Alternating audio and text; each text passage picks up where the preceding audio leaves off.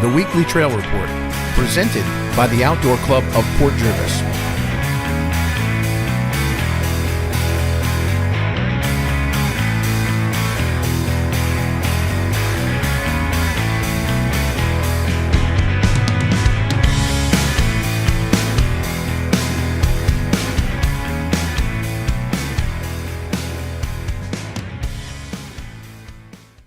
Hi, I'm Ravi, your Director of Activities, and here to fill you in on the activities for the rest of April is Valerie and Tom. Thanks, Ravi. Hey, Val. Hey, Tom. Boy, we have a lot of activities planned here at the end of April, don't we? Yes, we do. In fact, the activities have gone on all week long. Dave and Mark from Dirt Sculpt, they've been here all week. You saw them, right? Yes, I did. Very exciting. Absolutely. They're over at the site of the new pump track. They've been working all week, moving blacktop and getting dirt and all types of scenery all taken care of to build our brand new pump track. Boy, that's going to be something else, isn't it? Yes, it is. Now, do you want to help?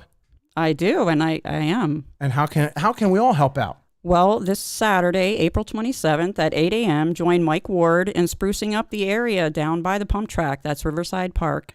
Bring your gloves. Be ready to work. We'll be trimming the bushes. Yeah. So just come on down Saturday morning, and we can help the guys out, huh? Mm-hmm. All right. That sounds like a lot of fun. Hey, you know what? When we're done with that, what else can we do on Saturday? Well, Saturday we have an easy hike with Chip, and that will be at 11 a.m. at the old caretaker's house in Sparrowbush, New York, at 220 Academy Avenue.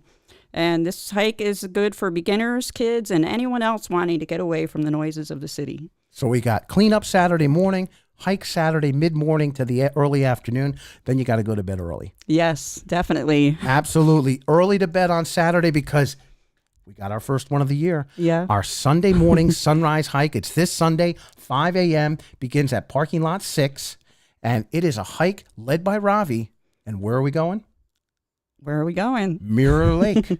Mirror Lake. Yeah, it's beautiful there. So the hike will begin at 5 a.m. So go to bed early on Saturday night. Get up early. Show up at parking lot 6. And that's at 501 Boxbaum Road in Sparrowbush. It's a half mile off of Academy Avenue. Get your nice hiking boots on, bring some water, a snack, and ready to go at 5 a.m. Ravi's leading the way. This is going to be a hike of about 4 miles. This is going to be a good, hearty hike. Mm-hmm. But boy, not a better way to start your Sunday morning. You going to try to be there? I am going to be there. So Val's going to be there. I'm going to try to be there. I had a busy weekend ahead, but I know one thing. We have lots of activities. Val, if you want to find out more about these activities, where can they go online? You can go to our website at ocopj.org or visit Facebook at the same thing, Outdoor Club of Port Jervis. Boy, Val, you made that sound easy. Piece of cake, huh? All right. Well, we'll see you either Saturday or Sunday or both days.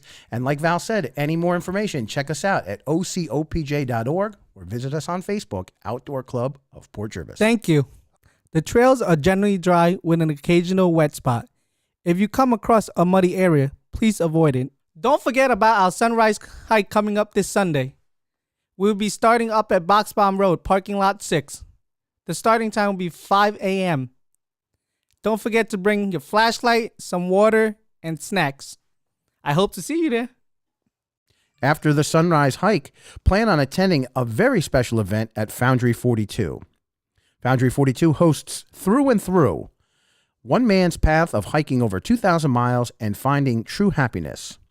Hiker Ryan Benz tells his story about going against social norms, letting go, and taking risks in an authentic way. Tickets are only $10 and space is limited.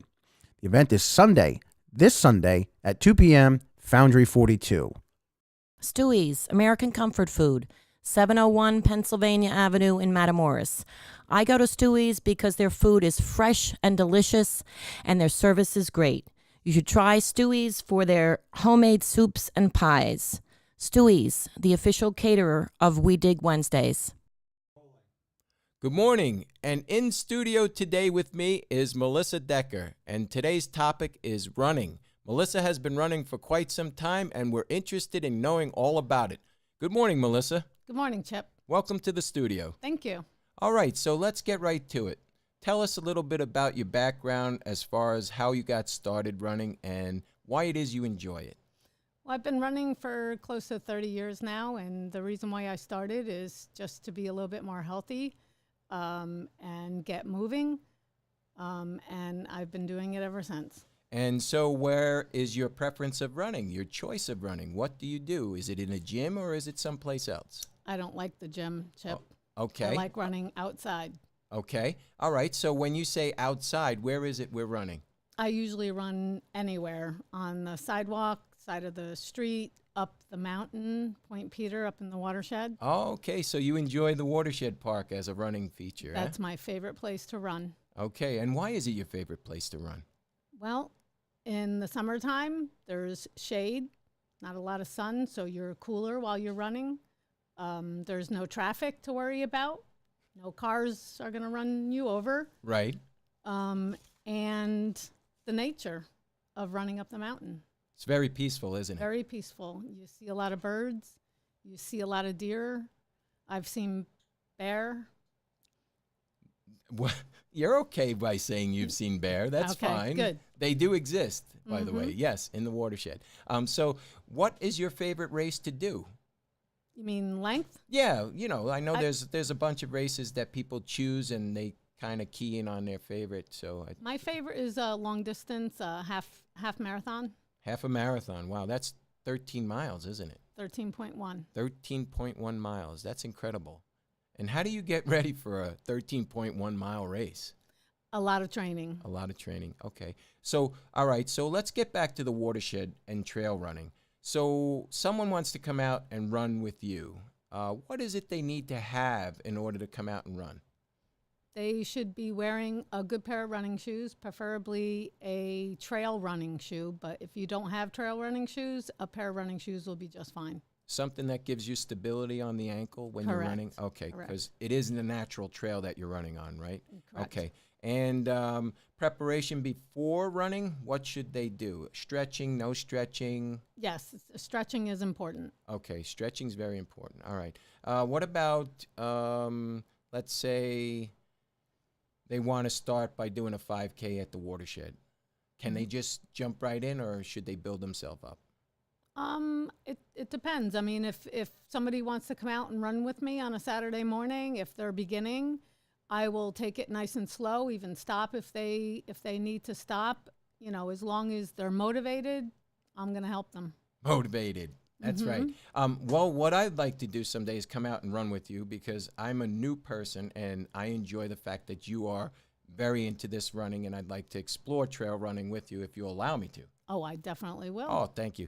So when will it be that you will be starting the running for the club again? The second Saturday in May. Second Saturday in May. And what time will you start these runs on Saturday? 9 a.m. 9 a.m. And where do they begin? At the reservoir. Oh, okay. On Reservoir Avenue. Okay, Reservoir Road, right? And at 9 a.m. at Reservoir Road on Saturday mornings, you'll be there starting the second Saturday in May. Correct. Okay, which would be, I think, the 13th? Is it? Yes. Anyways, it's the second Saturday in May, Right. At 9 a.m. And how much does this activity cost to run with you, Melissa? Absolutely nothing. Nothing. Zero. Zero. Zippo. Zip. Nada. Nada. Wow, that's incredible. Are you saying all the activities that the outdoor club puts on are free? Yes. Free. Absolutely. Wow. So I can run with you up in the Watershed Park for free and do a 5K. And have fun doing it. Oh, fun is key, isn't it? Absolutely. Absolutely. So let's see. I enjoyed this interview. And if you would like to expound and say something a little more about that watershed that we have up there, please do so. Let us know why it is you like that watershed so much, Melissa. Come on. Let it out. It's getting back to nature. It's running. And the other good thing about it is that if you're a beginner and you're running, sometimes you're intimidated by running out there in public. Running in the watershed, you could be by yourself or with just a couple of close people that you're not going to have to worry about. Oh, okay. So it's fun too, right? Absolutely. So it's all about your own pace and enjoying yourself in the environment in which you're running in. And feeling good about yourself. And feeling good about yourself. So you feel really good when you're on a run. Absolutely. How about after the run? Is it very hard to get over that pain and achiness No? No. No, there is no pain and No. achiness? No. No. Okay, because you're a pro, right? Okay. So when will we be doing these runs again? The second Saturday in May. Second Saturday in May? 9 a.m. 9 a.m. and it's free. Free. And it's at Reservoir Road, right at here in Port Jervis. Exactly. Okay. And if they come out, you'll be right there at the parking lot, the lower level parking lot? Lower level parking lot I'll be at. Okay. And I look forward to coming out to doing a run with you as well. And if someone wants more information on how to go about running with you on the second week of May, how do they do that? They can go onto our website. Which is ocopj.org. Say it, Correct. Melissa. Say it, Melissa. Come on. You say it again. ocopj.org. That's right. That's right. ocopj.org to get more information on Melissa's upcoming 5K runs. Or if you show up and you're not at the level of a 5K, she gears it down for you. So come on out and see her 9 a.m. second week in May. She'll start the 5K runs or shorter runs. However, she's going to be doing these trail runs for you. Come on out and see her.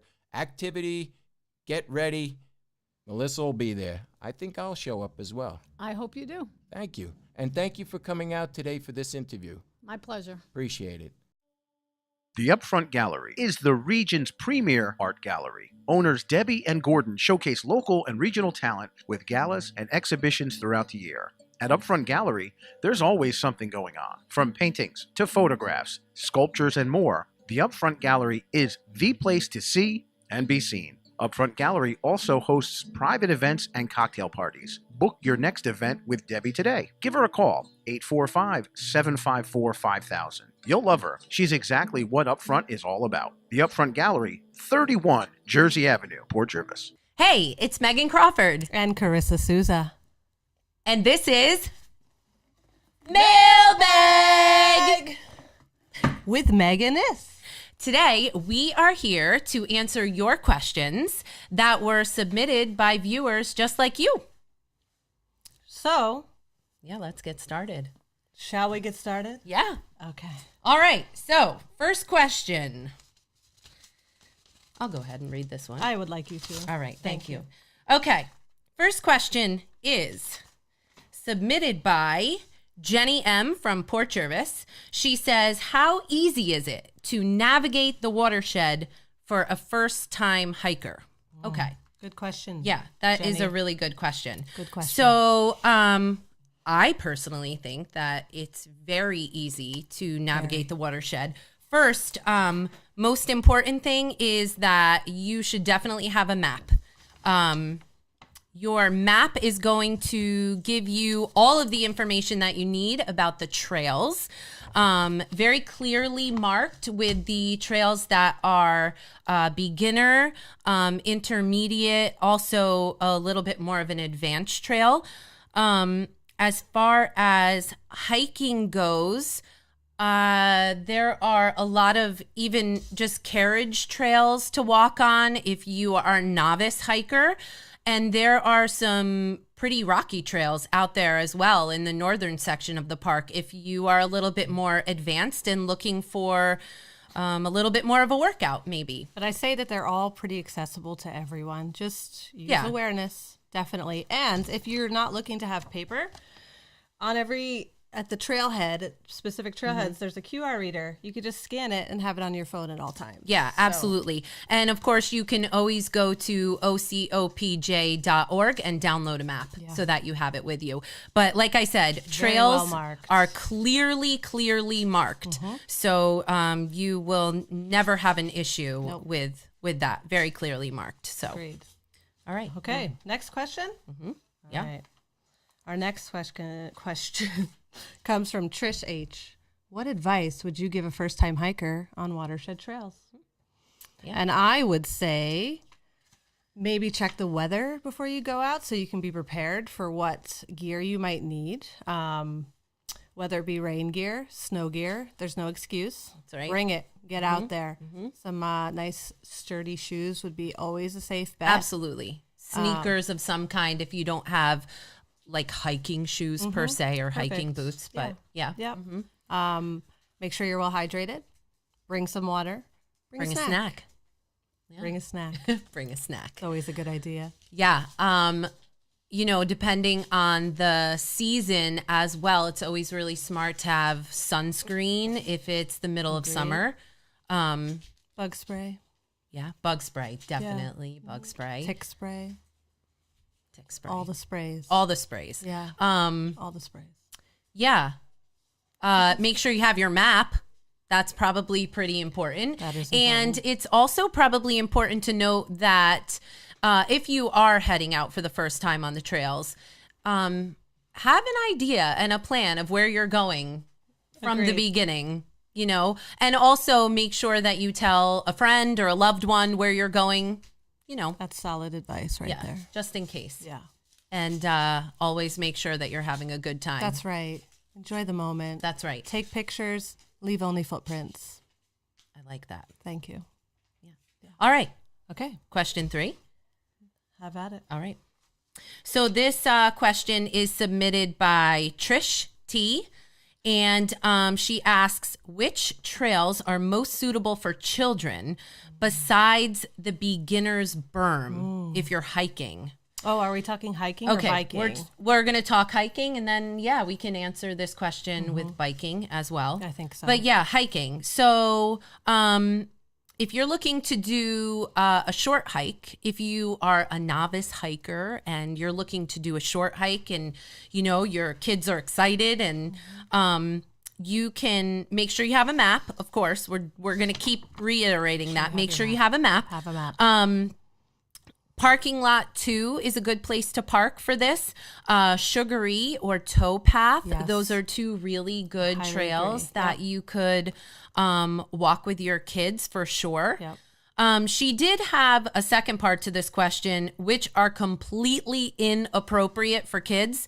I think that that's really kind of based on your discretion, Agreed. really. Yeah. Yeah. I mean, there's only, like I said, the trails are really accessible to all, especially hiking.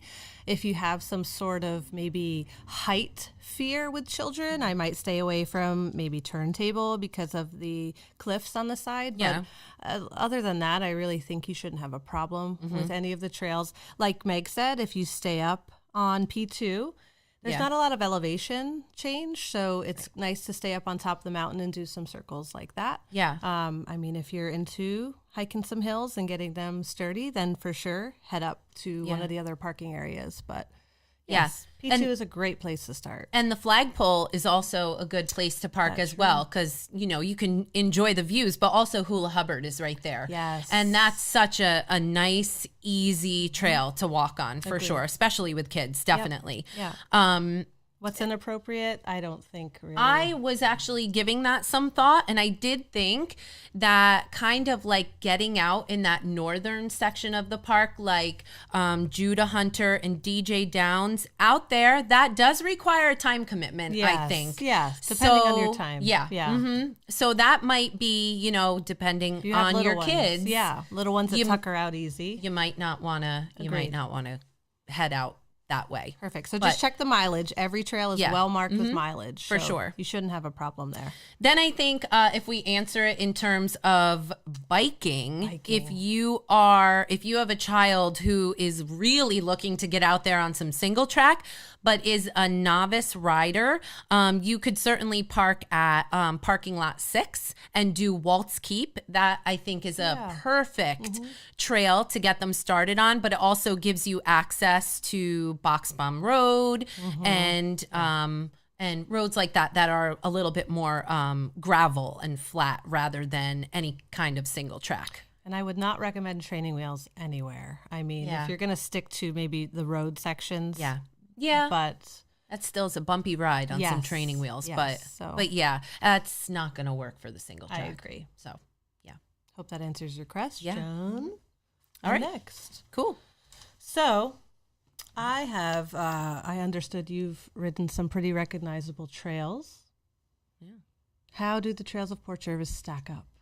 Ooh. Okay. So, yeah, I have ridden a couple of different places. Raystown Lake which I'm not going to talk about because we rode that together. So I'm going to let you talk about that. But riding at Kingdom Trails up in Vermont. I can't hear myself. Oh.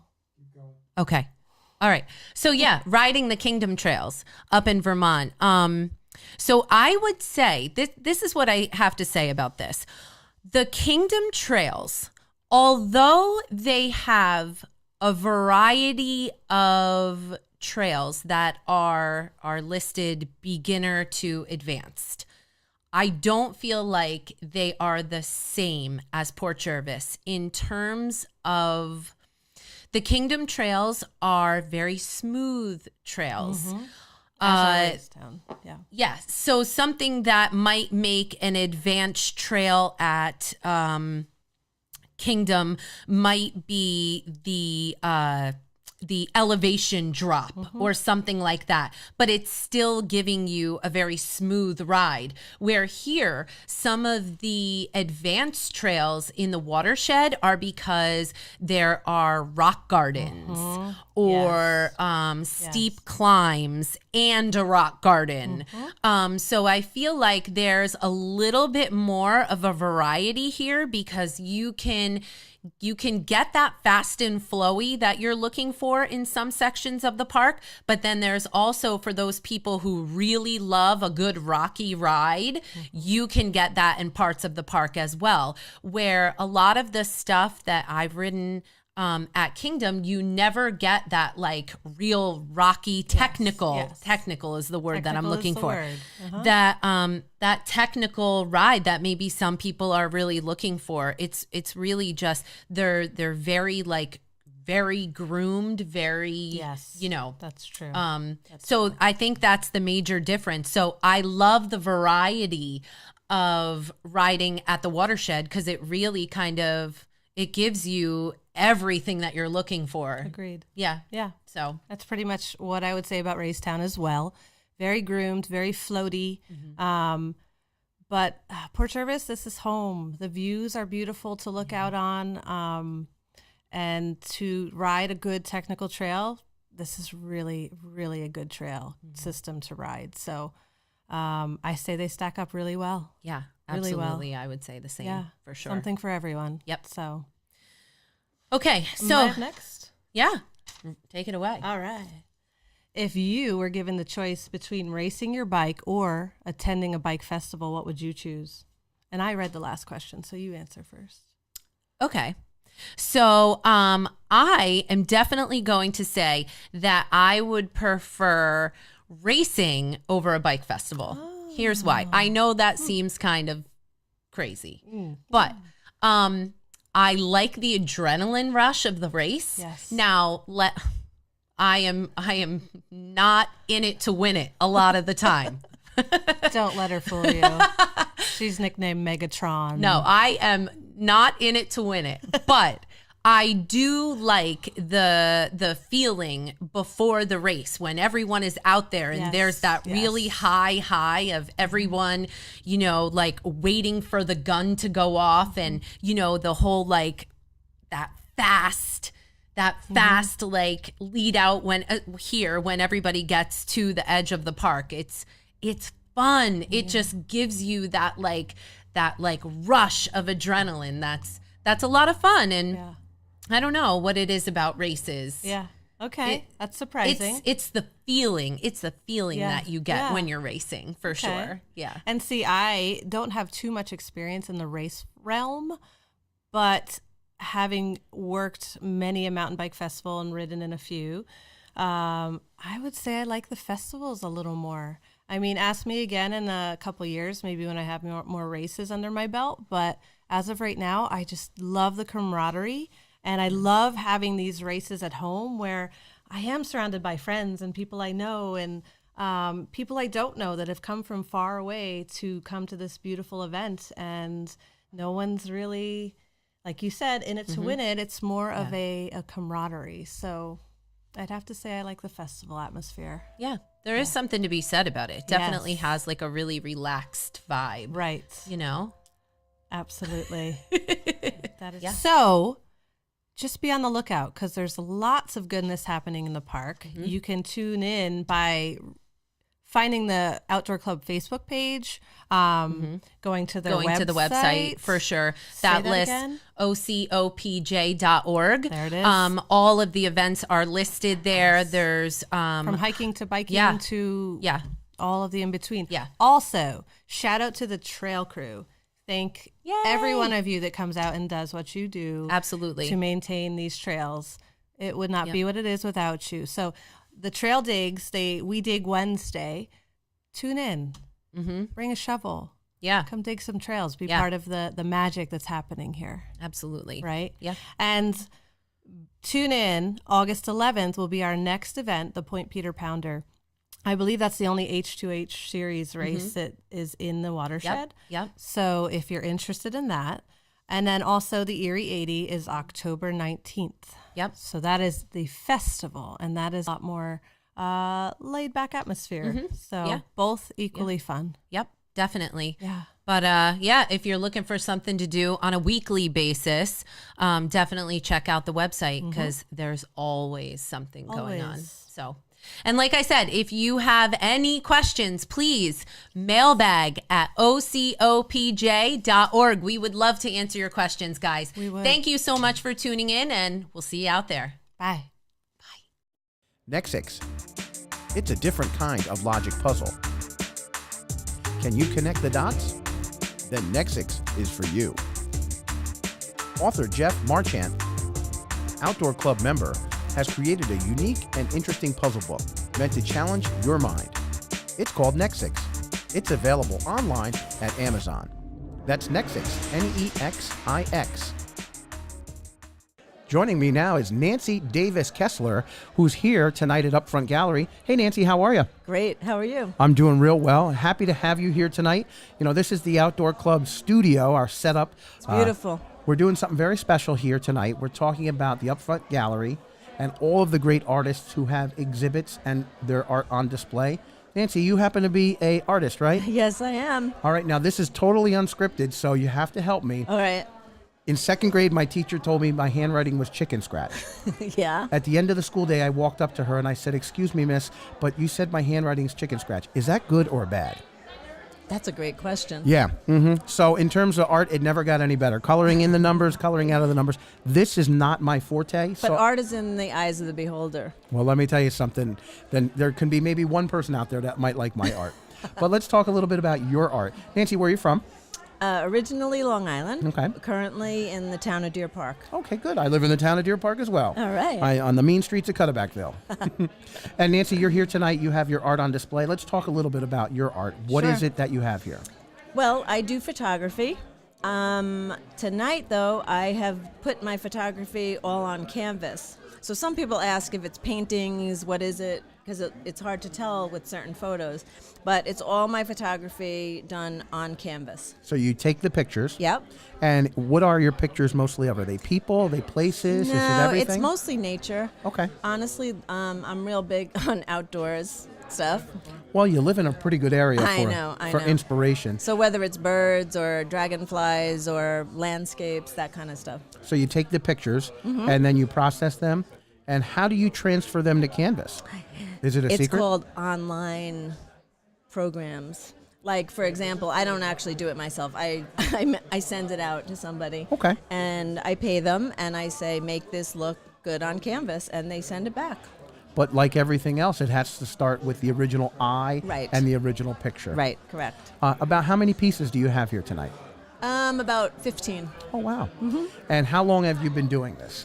Oh, wow. Since we moved here, which was about 10 years ago, maybe, I'd say probably the past 9 years, I've been in every show. Are there any places in the area that you prefer to go to for inspiration? That's a good question. I guess it depends on the season, but honestly, between driving from here to my job in Middletown, I have to leave extra time because I'm constantly pulling over, and there's something different all the time. So I have one of two routes that I go, and a lot of times I just pull over and I see something that captures my eye, and also around my own property. I like to just walk around the property and look for something beautiful, and inevitably, if you look, you're going to find it. No doubt about it. Well, one of the things that we always talk about is, and it's our closing line on our show, and we encourage people to come out and hike with us and bike with us and participate in our activities. And the line is that, come out and explore the beauty that's right here in your backyard. Exactly. I And- don't go far. And you don't have to. You can literally open up the back door, and Right. there you are, right? Yes. All right, now that springtime is here, have your inspirations changed a bit? I noticed that the Yes. grass all of a sudden just grew this week. Exactly. Everything's budding. Yes, in fact, the artwork that I have on display is almost all spring related.